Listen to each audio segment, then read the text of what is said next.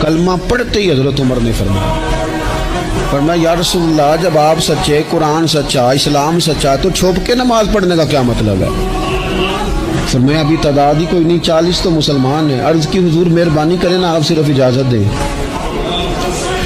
20 لوگوں کی صفیں بنا دی گئیں، ایک صف کے آگے حضرت عمر ہیں، ایک صف کے آگے حضرت امیر حمزہ ہیں۔ جناب عمر کہنے لگے چونکہ آپ اللہ کے رسول ہیں تو لہٰذا نماز بھی آج اللہ کے گھر میں پڑھی جائے گی۔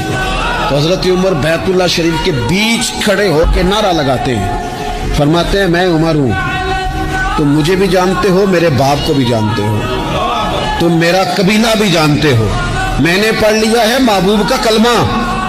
اب جس نے بچے یتیم کرانے ہو اور اپنی بیوی بیوہ کرانی ہو وہ آئے اور مجھے روکے۔ یہ محبوب اللہ کے ہیں اور گھر بھی اللہ کا ہے، تو نماز بھی آج اللہ کے گھر میں پڑھی جائے گی۔